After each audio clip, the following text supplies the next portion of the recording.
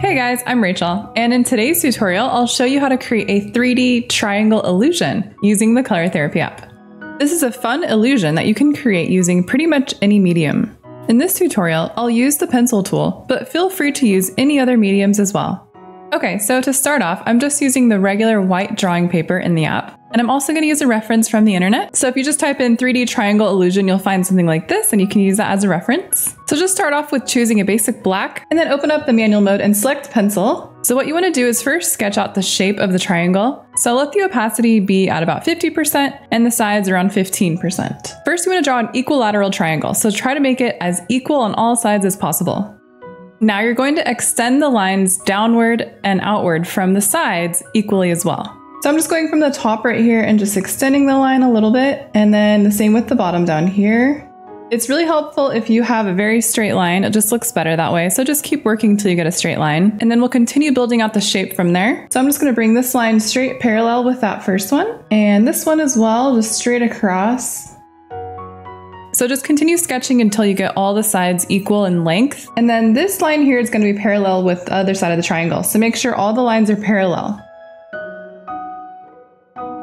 So once all the sides of the shape are equal, it's time to start shading. Let's set the opacity to 35 and the size to 6. And using the pencil tool, I'm just going to start hatching.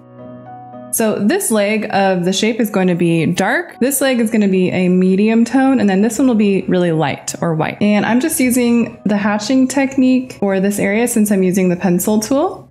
And I'm going to do cross hatching as well. So I'll go back over those lines, going in the opposite direction. I'm going to apply this to the whole leg of that shape. Cross-hatching is a neat technique because it adds texture and style to a piece.